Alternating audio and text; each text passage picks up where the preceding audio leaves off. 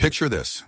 You are 12 years old, a boy in a small Bulgarian village in the mid-1500s. The morning mist clings to the valley like a burial shroud. Your world is simple, predictable, safe. The bleating of sheep and the soft melody of bells tied around their necks is the music of your childhood. Your father's voice carries steady authority as he shows you how to guide the flock, while your mother prepares breakfast, warm bread, fresh from the clay oven, goat's milk with a taste that feels like home itself.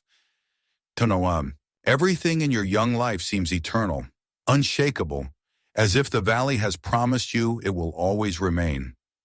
But promises are fragile. The peace shatters when you hear it, the thunder of hooves against the cobblestones.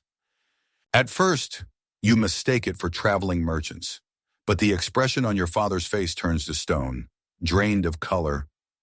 Your mother freezes, the clay pitcher slipping from her hands and breaking into fragments across the floor. Every villager knows what those hoofbeats mean. They are not merchants. They are not travelers. They are the collectors of the Sultan. You duck behind a wooden cart, your small body trembling.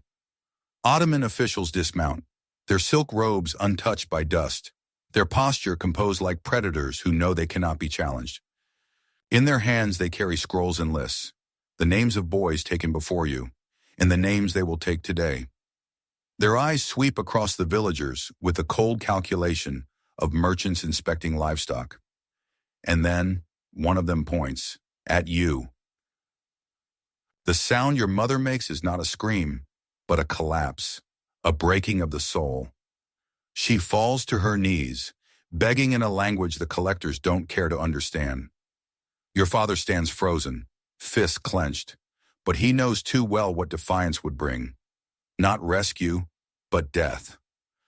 The lesson has been burned into every village. Resist, and your entire family, perhaps your entire community, will pay the price. You feel rough hands grip your arms and drag you forward. They tell you this is an honor, that you will serve the Sultan, that you may rise to greatness. But their promises are hollow against the sound of your mother's sobs echoing through the valley, fading as the cart carries you away from everything you have ever known. You don't know it yet, but this is the beginning of your new life. You will never see your mother again. You will never again walk those misty hills with your father. What lies ahead is a life behind palace walls, a world of marble and shadows, of glittering beauty and hidden cruelty. This was the devshirme, the blood tax, a system that tore boys from their families to feed the machinery of empire. For centuries, Christian communities under Ottoman rule lived with this terror. A knock at the door, a list unrolled, a boy's name called, and life was never the same. Some families tried to hide their sons in forests or monasteries. Others sent them away to distant relatives. But the Ottomans were patient and thorough. They returned year after year, and sooner or later, the collectors always found enough children to fill their quotas. The cart jolts as it leaves the village, and you clutch the wooden cross your mother pressed into your hand in those final seconds. Her tears are still wet on your face. Around you, other boys cry softly, each torn from his own valley, his own family, his own world. Together, you are livestock for the empire's choosing, though the men who took you call it service, duty, destiny. The valley fades behind you, swallowed by mist. The sheep bells no longer ring. What lies ahead is Istanbul, the beating heart of the empire, a city both magnificent and merciless. You do not yet know its domes and minarets, its golden palaces, its endless corridors. But you will. And the horrors waiting there will make you long for these last innocent mornings, when the only sound that shook the valley was the gentle call of sheep in the mist. The road is long, and the cart does not carry you far. Soon you are forced to walk, driven forward with the others by guards on horseback. The mist of your valley is replaced by endless stretches of rugged terrain, forests, mountains, rivers that must be crossed in the biting cold. Days blur into weeks. At night, you collapse onto the ground or into crude shelters, your body aching from hunger, your feet bleeding from the march. The weak fall behind. You see boys younger than you stumble, their faces pale with fever.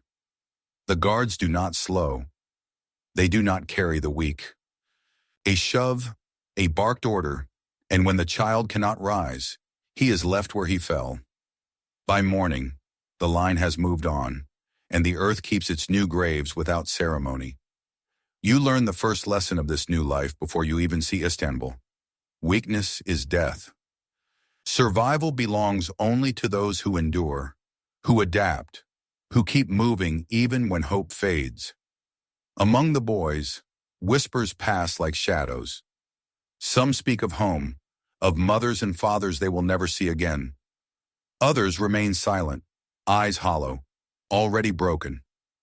You find yourself beside an older boy, perhaps 14.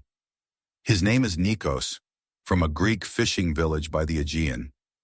He leans close and whispers that soon you must forget your name, forget your family, forget everything. They will give you a new name, he says bitterly. They will take everything you are and replace it with what they want. On the third night, Nikos tries to escape. You awaken to shouts and the pounding of feet as the guards drag him back into camp. He had not even made it a mile. In front of everyone, they beat him savagely, each strike a lesson meant for the rest of you. His screams pierce the night until they are reduced to hoarse sobs, and you squeeze your eyes shut, but no sound can block the truth. Escape is impossible. Resistance means agony, humiliation, or worse. In these moments, something changes inside you. Fear does not vanish, but it hardens. You begin to move like a shadow, careful not to attract attention. You speak only when spoken to, and even then, only in whispers.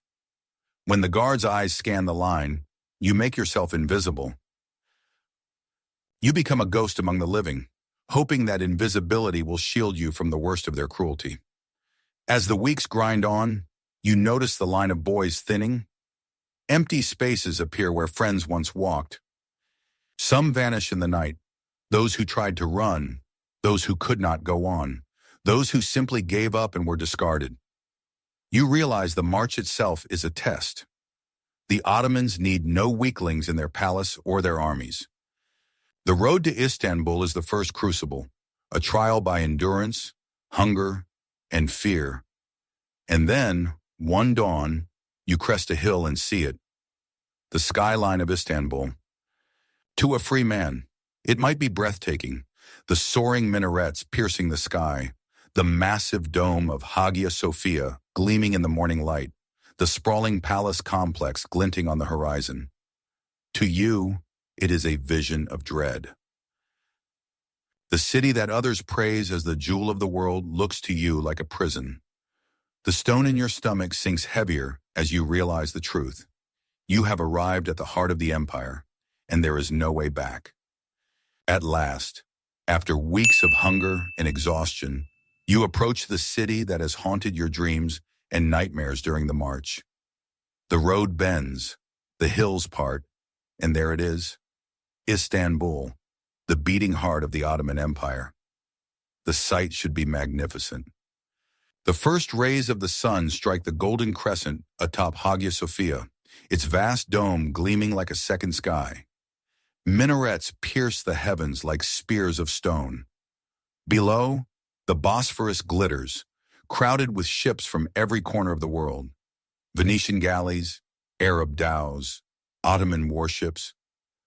The scent of spices, smoke, and saltwater rides on the breeze. Merchants and travelers have long described this city as the most splendid on earth, a jewel where east meets west. But for you, there is no wonder, only dread.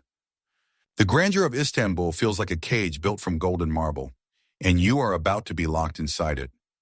The march slows as guards funnel the surviving boys toward the palace district. You glimpse neighborhoods alive with noise, children playing in narrow alleys, bakers pulling bread from stone ovens, scholars in turbans debating under the arches of madrasas, free people living ordinary lives. You feel the stab of envy, for you already know you will never again be ordinary.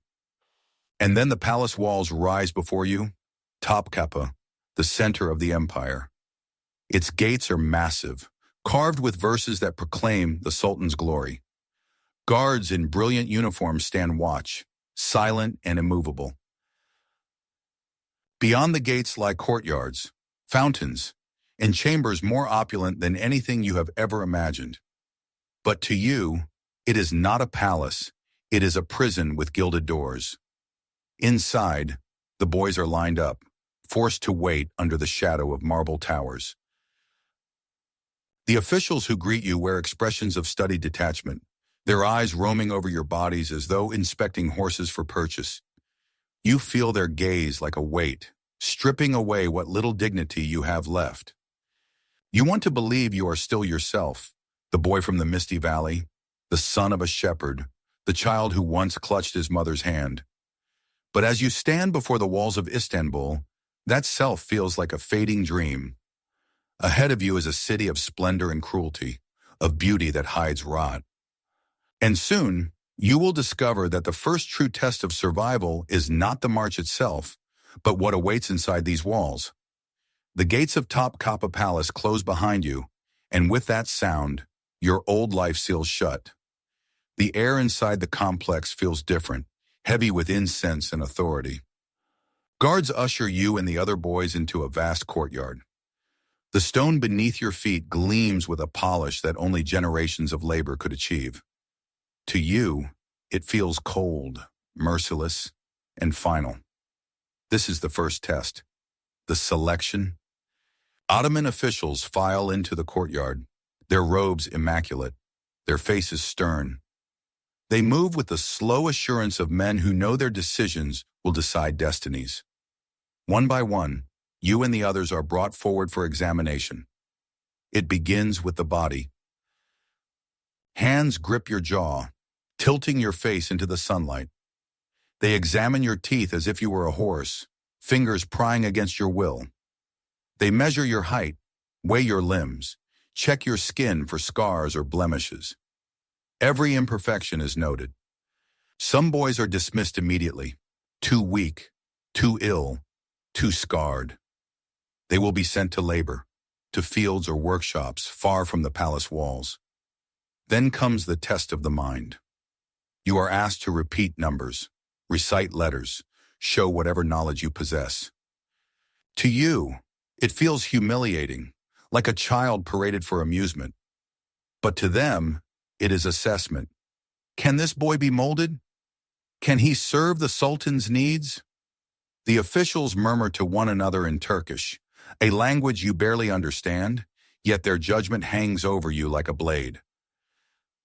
The division is swift, merciless. Some boys are chosen for the Janissary Corps, destined to become elite soldiers. Their eyes burn with a mix of fear and pride, for though they will wield swords, they will never again hold the hands of their mothers. Others are marked for labor, their futures disappearing into anonymity. And then, a smaller number, boys with sharp eyes, strong bodies, or simply the kind of beauty that draws attention, are set apart. You are among them. Your stomach sinks as you realize you have been chosen for the Enderun, the Sultan's palace school. Around you, the air shifts. Those selected are whispered about as the fortunate ones, destined to serve closest to the throne, to learn languages, law, philosophy, to rise to positions of immense influence. But you feel no fortune, only dread, for the smiles of the officials are not kind. They are the smiles of predators who see in you something valuable to use. As you stand among the chosen, you glance back at the boys who are being led away, toward fields, toward barracks, toward lives of hardship, but perhaps not of corruption. Their faces blur into the crowd, swallowed by the palace machinery. For a moment, you almost envy them. Then the guards call you forward, and the line of the fortunate moves deeper into the palace. The doors close behind you once more, and the shadow of Istanbul's glory begins to consume you. You are no longer a boy from a Bulgarian valley. You are a prize of empire, a tool of the Sultan. And in the marble corridors ahead, you will learn just how high the cost of privilege can be. They lead you deeper into Topkapi, past gates and courtyards, through corridors that seem to stretch endlessly. Every surface gleams, marble polished to a mirror shine, mosaics of blue and gold that shimmer under torchlight. To a traveler, the palace would be a marvel, a testament to imperial wealth and glory. To you, it feels like a labyrinth built to consume you. Finally, you arrive at a dormitory. The room stretches long, lined with narrow beds set in perfect order. Silk blankets are folded with precision, but when you touch them, they feel cold, like chains disguised as luxury. The air smells faintly of incense, but also of sweat, fear, and childhood tears that never dried. You realize this place is not a home. It is a marble tomb for boys like you. That first night, you do not sleep. Around you, whispers float in the darkness. Some boys stifle sobs into their pillows, trying to hide their grief. Others speak in hushed tones, fragments of languages you cannot yet understand. Greek, Albanian, Armenian, Slavic tongues, all the voices of children stolen from their homes, forced together in this alien prison. Above it all, the footsteps of supervisors echo in the halls, heavy and deliberate, reminding you that even in the dark, you are watched. You clutch the wooden cross your mother pressed into your hand when they tore you away. It is the last piece of her, the last piece of your old life. You hold it so tightly that its edges dig into your palm, leaving small cuts.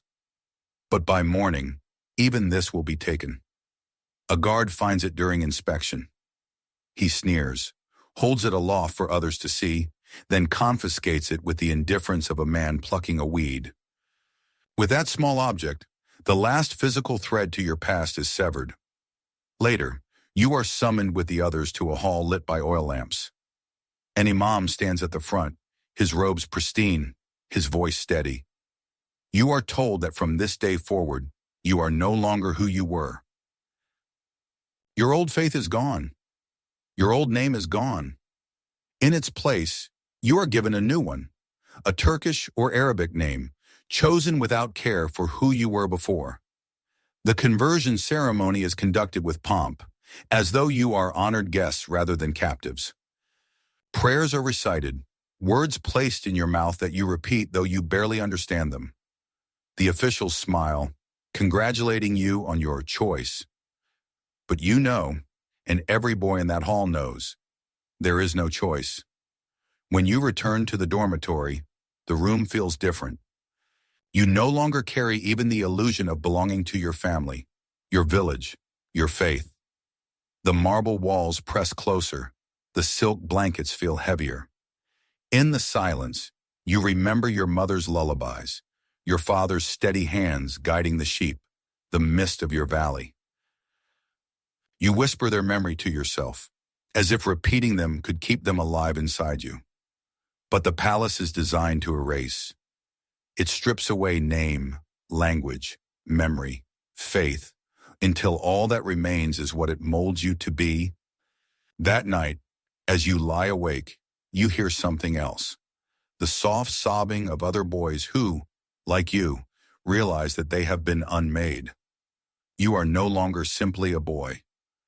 You are raw clay in the hands of the empire, waiting to be shaped into something useful, something obedient, something unrecognizable.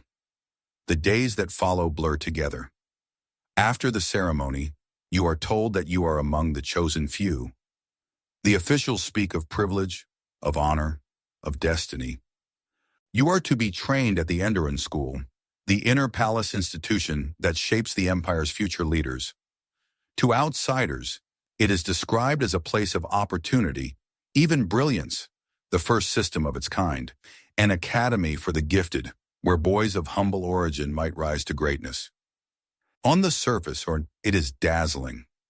You will learn the empire's 3 sacred languages: Arabic, the tongue of religion; Persian, the language of poetry and diplomacy; Turkish, the voice of power. You will study mathematics, astronomy, literature, and law. You will be taught music and calligraphy, the arts of refinement. Some whisper that the education here rivals that of Europe's greatest academies. But you already know, nothing in the palace is what it seems. Behind the polished rhetoric of education lies the truth. This is not a school built to free you. It is a machine designed to break you down and rebuild you as a tool for the Sultan. Every subject, every lesson, every line of poetry is laced with obedience. The sciences sharpen your mind, but only to serve imperial strategy. The arts polish your manners, but only so you can better please your superiors. Your days follow a rigid rhythm, orchestrated with military precision. At dawn, prayers echo through the halls. You are marched in silence to lessons. Teachers demand excellence, but not curiosity. Knowledge is not for your sake, it is for theirs, for the empire's endless appetite for capable servants. A wrong answer earns not guidance, but punishment. A failure is not a chance to learn, but a mark against your worth. And yet, part of you marvels. The books you touch are unlike anything you have seen. Illuminated manuscripts, golden pages filled with verses that speak of stars, geometry, the wisdom of ancient scholars. You listen to music that floats like incense through the halls, instruments weaving melodies both foreign and beautiful. For a moment, you feel as though the world is being offered to you. But then you remember, the price of this education is your freedom, your childhood, your very identity. The teachers tell you that one day you may become a vizier, a governor, perhaps even a grand strategist of the empire. They promise power, wealth, influence. But you hear another message beneath their words. Your life is not your own. Whatever you learn, whatever you achieve, it belongs not to you but to the Sultan. You are not being raised to live. You are being crafted to serve. At night, when the lessons are done, you return to the dormitory. Boys collapse into their narrow beds, their faces pale with exhaustion. Some whisper lines of poetry they memorized that day. Others hum lullabies from distant homelands, quickly silenced when supervisors pass by. You stare at the ceiling, and you realize the cruel truth. This school, this palace, this empire does not see you as a boy with dreams. It sees you as raw clay, to be molded into a vessel of obedience, polished and painted for display. And as you drift into uneasy sleep, you wonder what will remain of you by the time their molding is complete. It doesn't take long before you discover that the palace has rules beyond those carved into lesson plans or whispered by teachers. These are not rules written in books, nor proclaimed by imams or scribes. They are the rules of survival, and they are enforced not by law but by hierarchy, by those who arrive before you. One evening, after the day's lessons, as you lie on your narrow bed pretending to sleep, you feel the mattress shift. An older boy, perhaps 3 years your senior, settles on the edge. His name is Amit, and the way the others glance at him during the day tells you everything. You are supposed to fear him, or follow him, or both. His voice is low, casual, but carries the weight of threat wrapped in kindness. "You're new," he says, his eyes gleaming in the dim lamplight. "You don't understand how things work here, but I can teach you." He speaks of protection, of guidance. He tells you the teachers favor him, that his words can make your life easier or harder. He hints that advancement, better tutors, better food, lighter punishments, depends on boys like him recommending you. Then his hand rests lightly on your shoulder, and though the touch is soft, your whole body stiffens. In that moment, the palace reveals its hidden truth. Lessons in language and law are only part of the education. The deeper lesson is obedience, and obedience comes in many forms. Gratitude, Amit whispers, can be shown in special ways. Ways that stay unspoken, hidden between the marble walls. You are 12 years old. You have never been touched by a stranger. The words freeze in your throat, and a chill runs through you that no blanket can warm. Around you, the other boys lie in silence, but you know they hear. Some have already surrendered to these rules. Others resist and pay the price. You don't know yet which path you will take.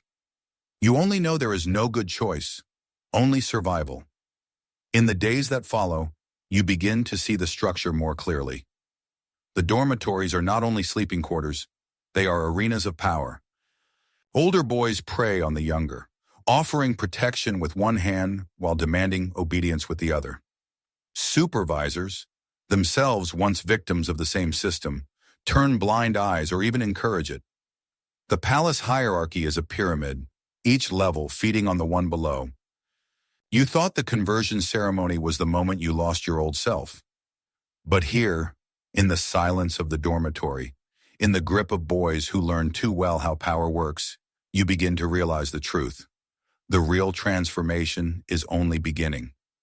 Soon you learn that Amit was not unique. He was only the first sign of something deeper, something far more entrenched. The palace does not merely allow this hidden world, it sustains it. What felt like an isolated encounter in the dark becomes, over time, an entire system woven into the fabric of your daily existence.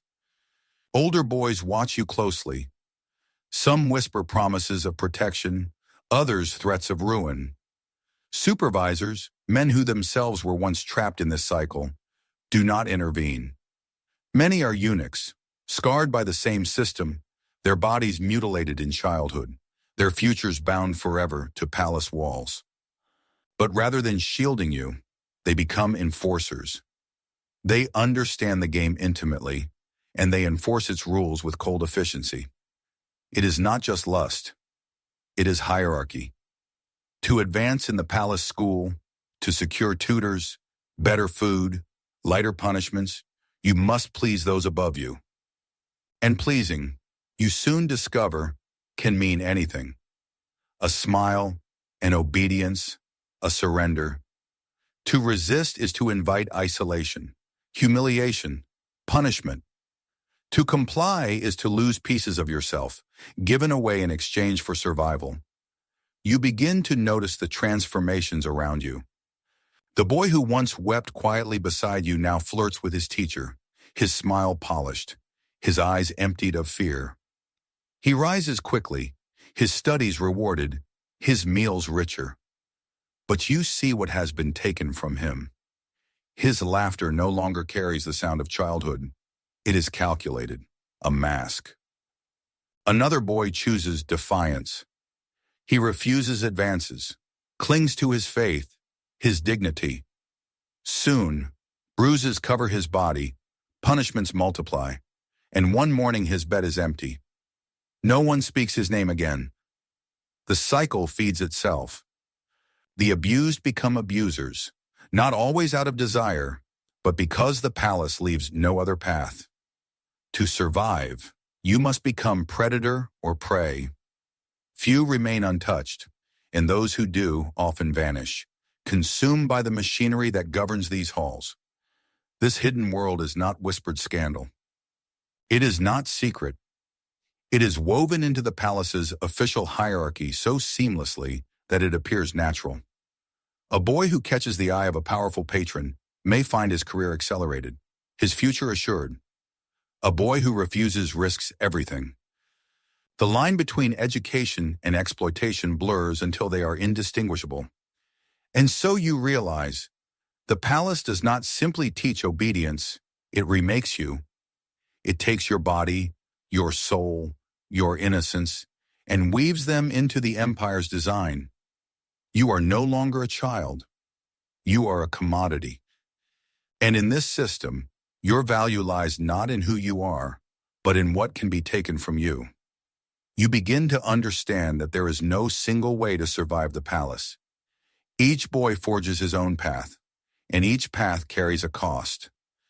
Around you, you witness transformations, some subtle, some brutal, that teach you the price of endurance. Dmitri is one example.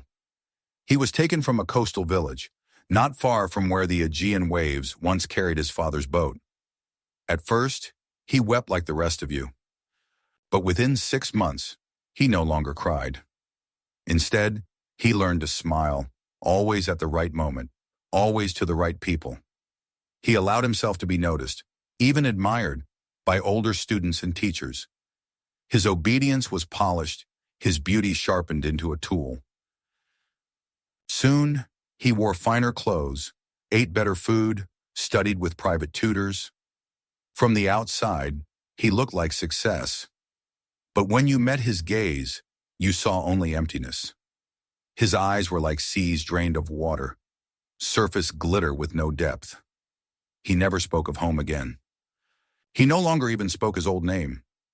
Dmitri had survived, but at the cost of becoming something else, someone hollow. Then there was Stephanos, a fisherman's son, tall and proud, his spirit unbent. He resisted every advance, clung fiercely to his dignity. When supervisors pressed him, he endured punishment with silent defiance. Bruises covered his body, but his gaze remained hard, unyielding. He seemed determined to prove that they could break his bones but not his will. And yet, defiance in this place is a sentence of erasure. Over time, Stephanos faded, becoming more like a shadow than a boy. He performed his duties mechanically, studied without passion, ate without hunger. Then one morning his bed was empty, his presence erased as though he had never existed. No one spoke his name again. Silence became his memorial. Between Dmitri and Stephanos, you search for a middle path. You give just enough obedience to avoid punishment, but try to keep some part of yourself untouched. You smile when required, but never fully surrender. You study with effort, but not so much that you draw predatory attention. You try to be invisible and indispensable all at once, a contradiction that feels impossible. The palace, you realize, is designed to crush both extremes. The proud are erased, the willing are devoured, and the cautious are slowly reshaped until they no longer recognize themselves. Survival is not victory. Survival here means learning to exist as something half human, half instrument. Every boy you watch, every choice they make, teaches you a lesson. Some rise, some vanish, some linger in between, but none escape unscarred. The palace leaves its mark on everyone. And as you drift into uneasy sleep each night, you wonder what mark it will leave on you, what parts of your soul will remain, and what parts will be ground into dust under marble floors. Occasionally, glimpses of your hidden world slip beyond the marble walls. European ambassadors, merchants, and envoys visiting the Ottoman court sometimes caught sight of what life in the palace truly meant for boys like you. Their accounts, though filtered through their own biases and cultures, offer haunting confirmation. The system was no secret, and outsiders saw enough to feel unease. A Venetian ambassador in the 16th century wrote of the excessive fondness shown by Ottoman officials toward their young pages. He described boys dressed in silks, moving silently through the halls like jewels on display. Their faces were beautiful, their manners trained, but their eyes betrayed something else, an unease, a fear that flickered when their masters drew too close. He did not name what he saw, but his discomfort seeps through the parchment centuries later. A French diplomat, less restrained, recorded his impressions more bluntly.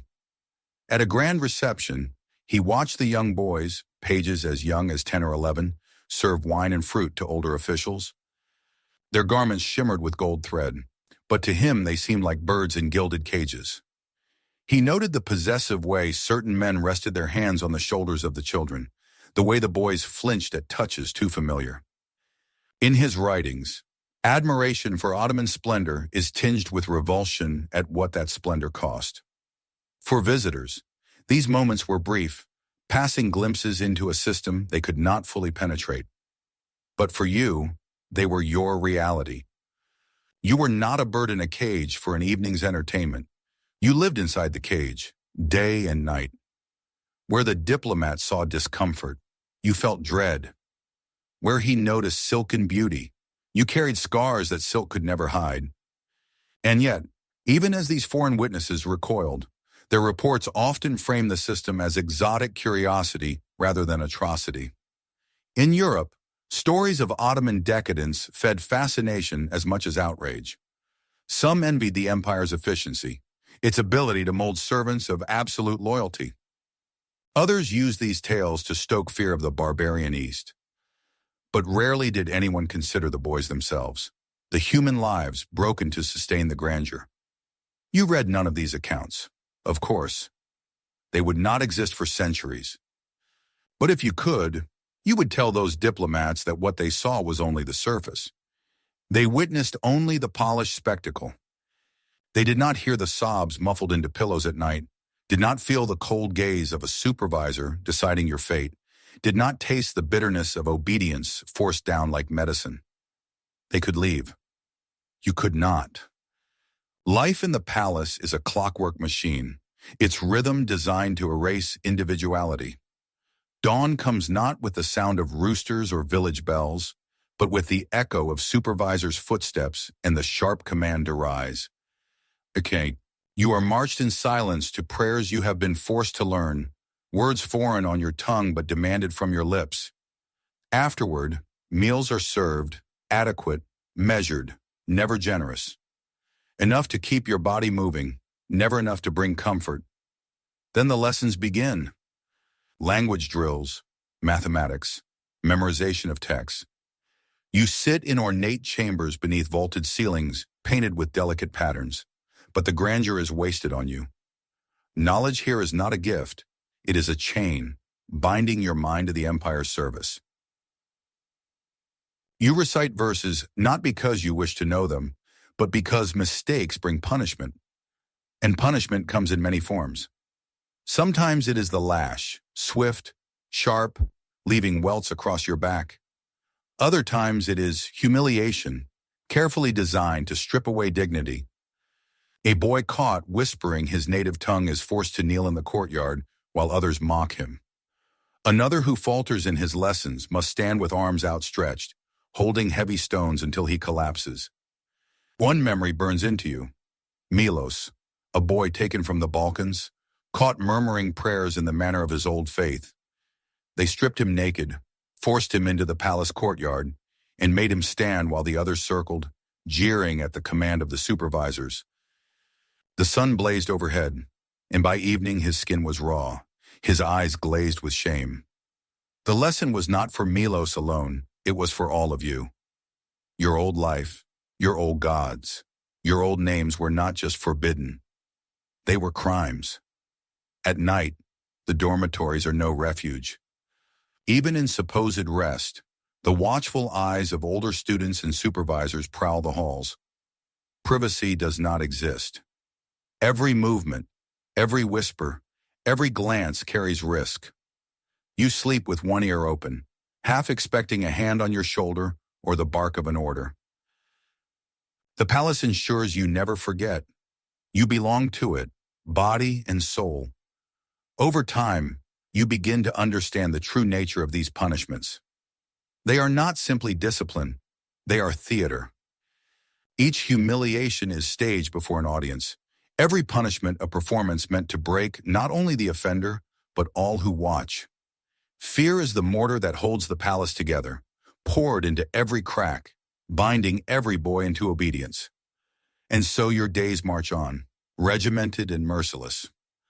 Study, work, silence, punishment. The cycle repeats until you begin to lose sense of time itself. Weeks blur into months, and you no longer remember the rhythm of village life. The palace has replaced it with its own rhythm, one that beats like a drum, unrelenting, echoing in your skull even as you try to sleep. Within the marble walls, you soon realize that survival is not only about strength or obedience, it is about navigating an invisible marketplace. In this palace economy, currency is not silver or gold, but privilege.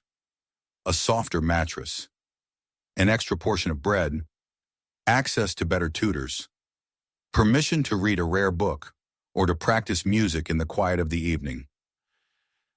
These things are treasures, more valuable than coins, because they make life in the palace just a little more bearable. And like treasures, they are not freely given. They must be earned or traded. You watch boys maneuver for these privileges with the cunning of men twice their age. A boy who flatters his teacher receives sweeter fruit at mealtime. Another who assists older students with their studies is spared from the harsher chores.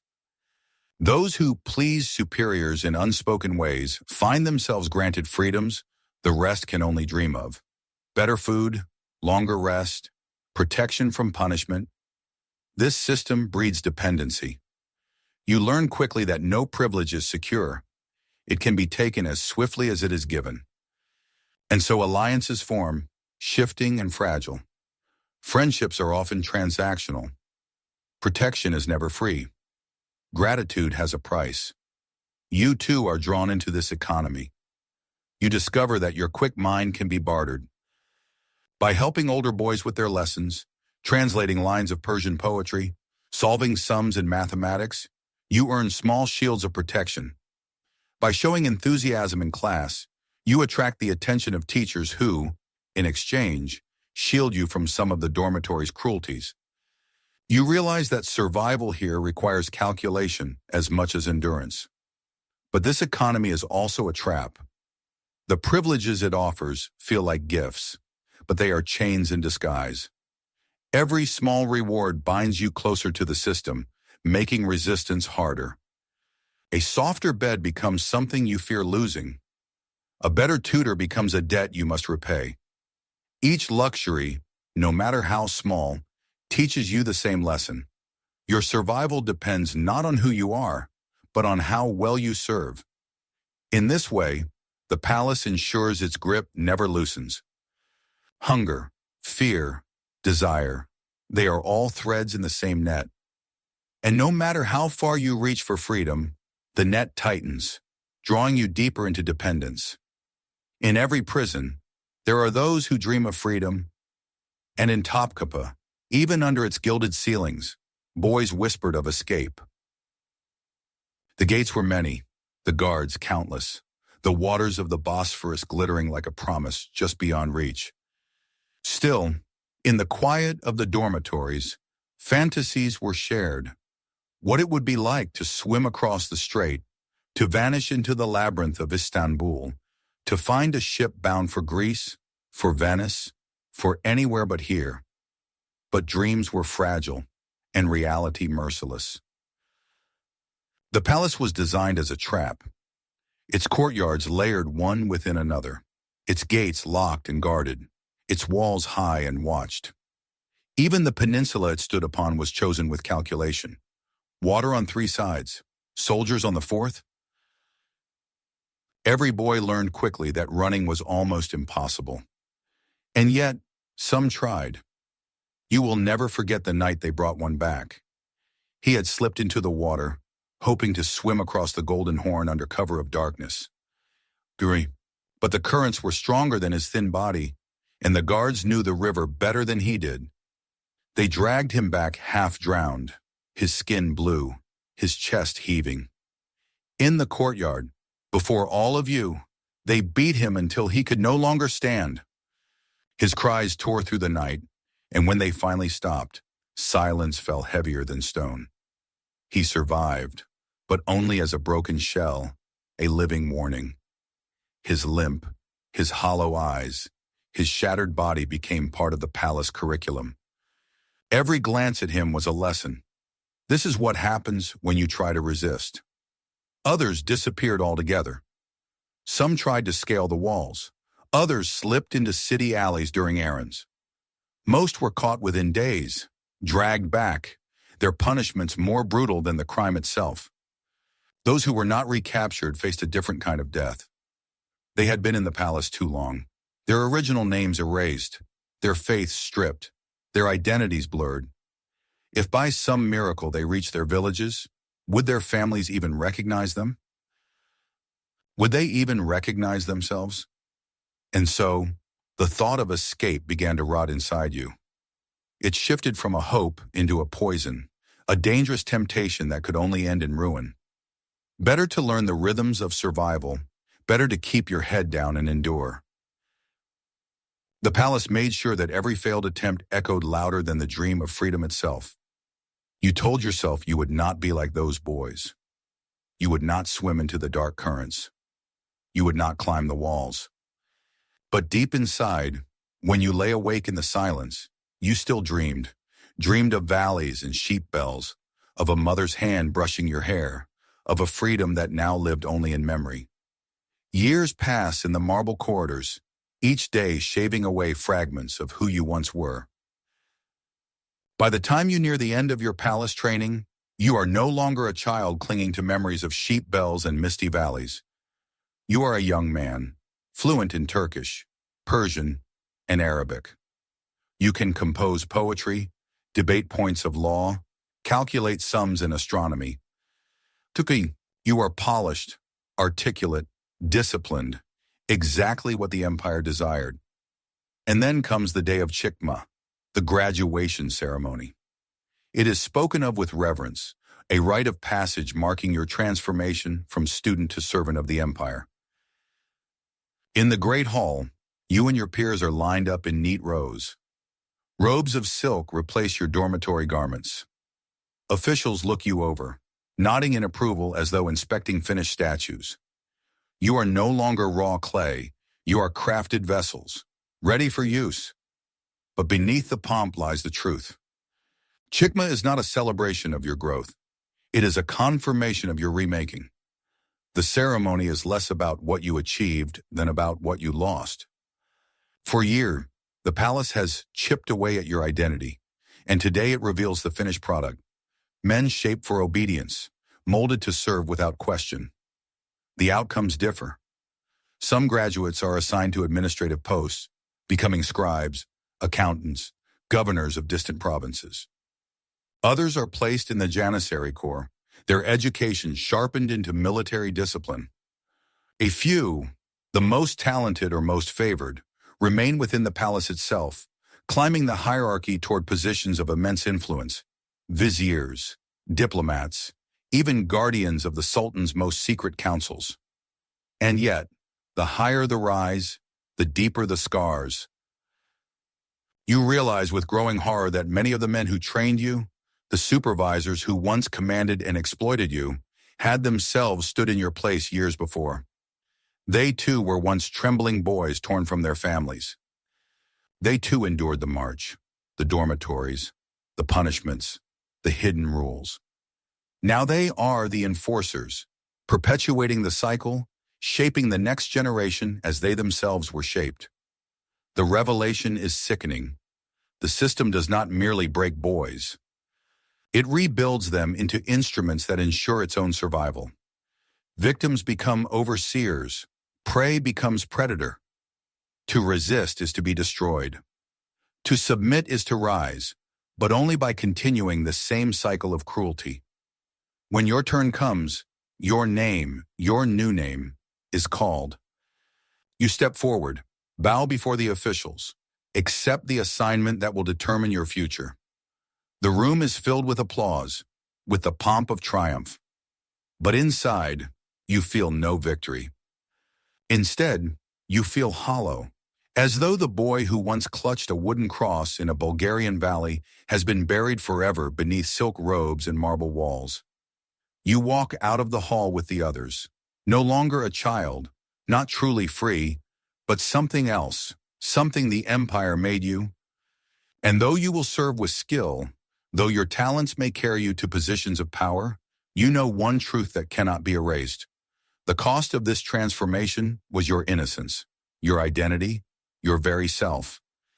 For those within the empire's walls of power, the palace school was not spoken of as a prison.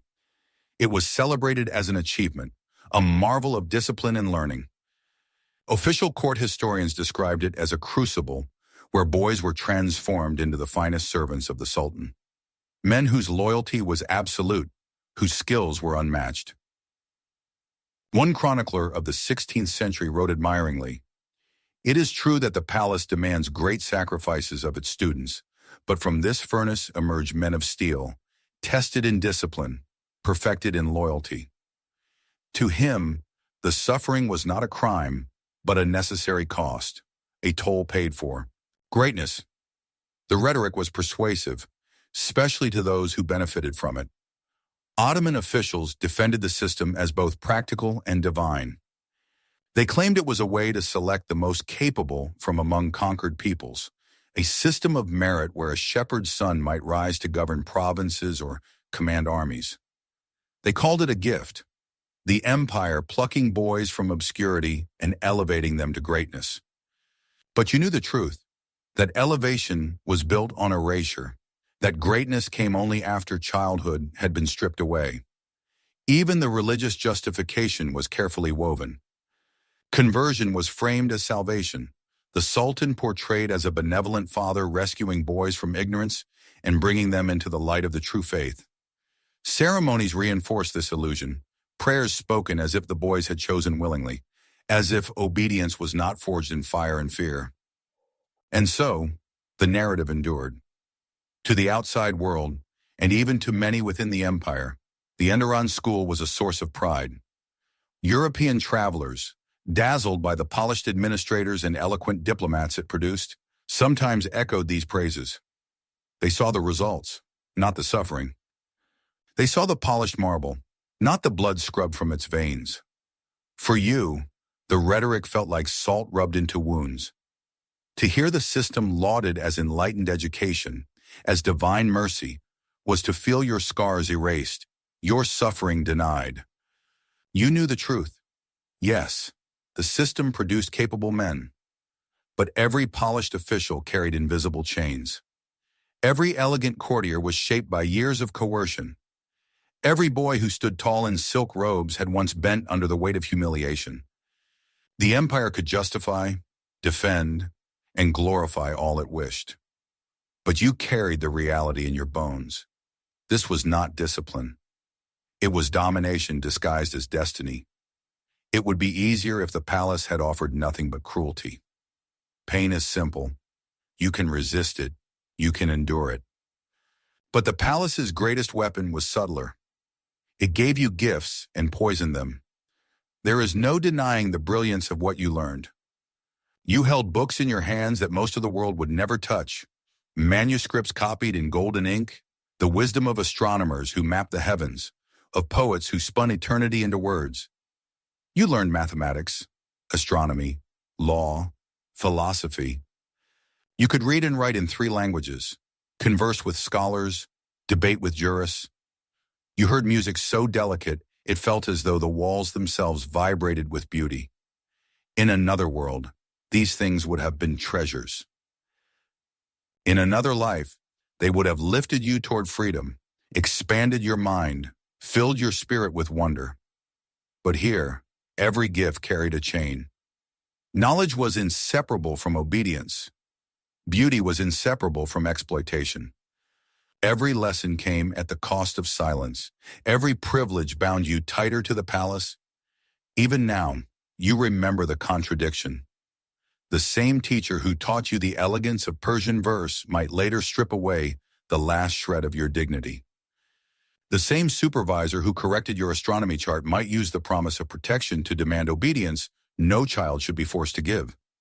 The same hall that echoed with the brilliance of music also echoed with muffled sobs in the night. And so you learned a bitter truth. The palace gave with one hand, but only to take with the other. You could not separate the brilliance from the corruption, the knowledge from the scars. To become learned was also to become complicit. To master the arts was to surrender the soul. When, years later, Europeans praised the palace school as a wonder of education, you wanted to laugh. Yes, it created polished men, statesmen, generals, poets. But each one carried invisible wounds. Each one had traded innocence for refinement, humanity for discipline. The brilliance of the Enderun was not in what it gave, but in how thoroughly it bound those gifts to pain. The palace did not simply educate you. It branded you. Every equation, every poem, every melody was stamped with the reminder, you are not free. You are the empire's creation, a vessel filled with knowledge but emptied of self. The palace school was not simply an end in itself, it was a machine designed to replicate. And its most insidious accomplishment was not only producing loyal servants, but ensuring that its victims became its enforcers. Many of your fellow students, once trembling boys beside you in the dormitory, rose to positions of immense influence. Some became viziers, commanding the machinery of empire with cold efficiency. Others were dispatched as governors to provinces stretching from the Balkans to Mesopotamia, wielding authority over thousands. Still others became generals, their discipline on the battlefield admired even by European adversaries. On the surface, they were success stories, the empire's proof that its system worked. Shepherds' sons now sat in marble chambers, issuing decrees in 3 languages. Fishermen's children now led armies that shook kingdoms. But beneath their silken robes lay scars, and the lessons they carried from the palace were not those of compassion, but of domination. You see it in the way they treat those below them. Men who had once been whipped for speaking their mother tongue now silence their own subordinates with equal cruelty. Those who had endured humiliation in the dormitories perpetuate the same on the next generation of boys, ensuring that silence, obedience, and fear remain the empire's currency. The palace had taught them well. To survive, you must obey. To rise, you must exploit. And so the cycle spins endlessly. Each generation of boys is broken, rebuilt, and unleashed into the empire, not as free men, but as instruments of power, carrying within them the same corruption that had shaped their youth. Victims become predators not because they were born cruel, but because the palace gave them no other path. To reject the cycle was to be erased. To embrace it was to prosper. Occasionally, a flicker of resistance survived. A man might quietly defy tradition, sparing his subordinates the worst abuses.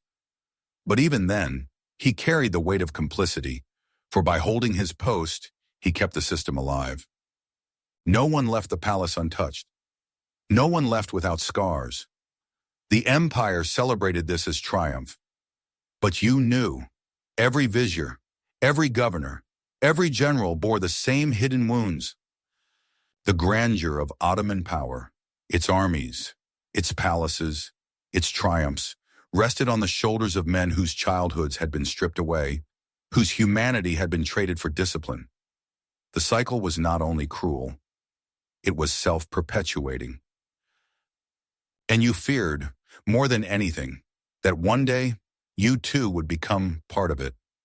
For centuries, the palace school and its graduates had been the beating heart of the Ottoman Empire. They filled its courts, commanded its armies, and governed its provinces. But no system lasts forever. By the 17th century, cracks began to spread through the marble.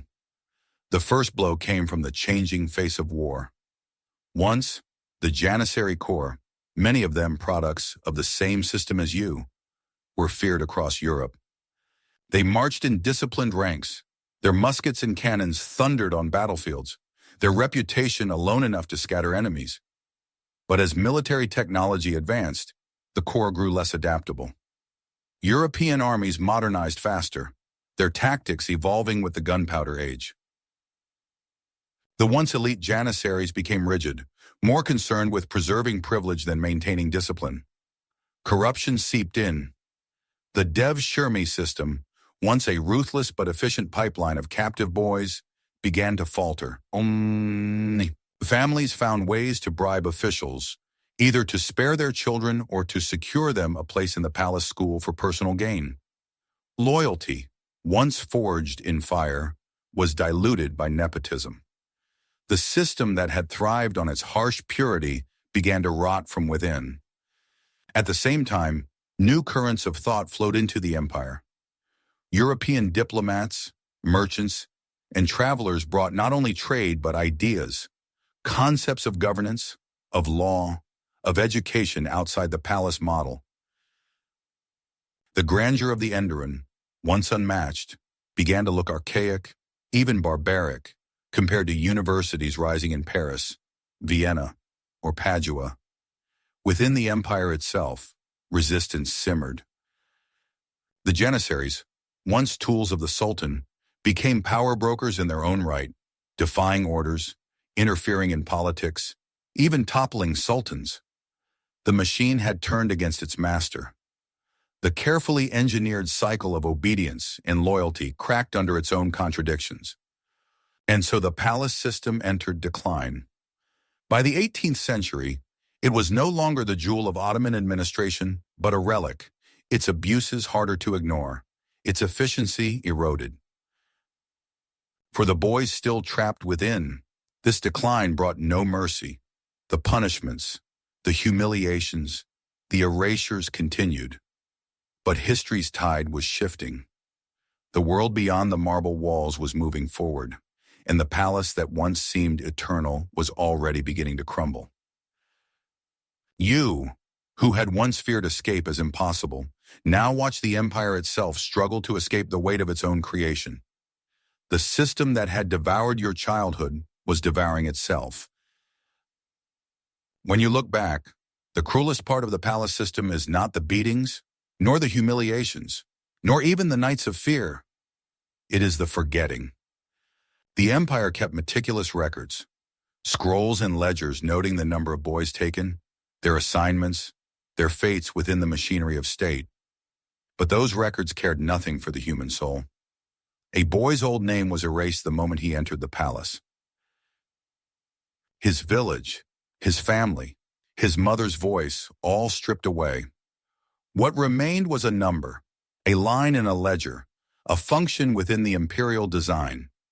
Most of the boys disappeared into obscurity. They became scribes in distant provinces, soldiers in endless wars, attendants who lived and died within the palace walls. Their stories were never told. Their suffering was never recorded. They existed only as shadows, remembered not by name, but by silence. Sometime, as you walked the marble corridors, you imagined you could hear them, the ghosts of boys who had lain in these dormitories before you, the ones who vanished without ceremony, whose beds were emptied in the night, whose absence was never explained. Their footsteps lingered in the stone.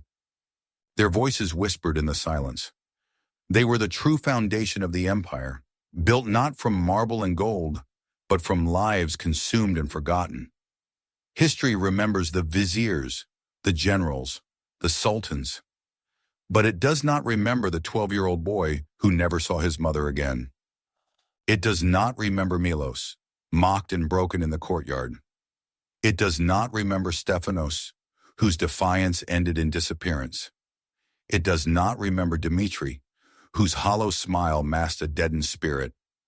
And yet, they were the empire. Without their suffering, its grandeur would not exist. Without their silence, its palaces would not stand. The forgotten children were the mortar between the stones, holding together a structure that history celebrates while ignoring the human cost. You wonder if, centuries from now, anyone will speak their names. Or will they remain forever lost, swallowed by the silence of marble walls and gilded chambers, their stories erased to preserve the illusion of glory? Centuries have passed since you first stepped through the palace gates, since you clutched a wooden cross in your hand and whispered your mother's lullabies into the dark. The empire that consumed your childhood has long since faded, its borders shrunk, its armies defeated, its glory dimmed. Yet the palace still stands. Today, tourists wander the halls of Topkapi, marveling at the gilded chambers, the jeweled thrones, the mosaics that shimmer like starlight. Guides speak of the grandeur of the Ottomans, of their power, their sophistication, their art. Visitors gaze at the domes and courtyards in awe, snapping photographs to preserve the memory of beauty. But the marble does not speak. It does not tell them of the sobs muffled in pillows at night, of the bruises hidden beneath silk sleeves, of the children erased from history to maintain the illusion of glory. The dormitories where you once lay awake are shown as rooms of discipline and learning, not prisons of silence. The Enderon is celebrated as a school of excellence, not a crucible of exploitation. The darkness remains buried, sealed beneath centuries of polished narrative. And yet, if you listen closely, you can still hear the echoes. The soft footsteps of boys marched into classrooms. The rustle of silk as older students slipped through dormitories at night. The crack of whips in courtyards where punishments became theater. The silence of beds left empty when boys vanished, their names forbidden. Your story, imagined here, pieced together from fragments of record and whispers of history, is not just your own. It belongs to thousands, tens of thousands, whose lives were consumed in service to empire. Most will never be remembered. Their names are lost, their faces gone, but their shadows linger, stitched into the marble, etched into the silence.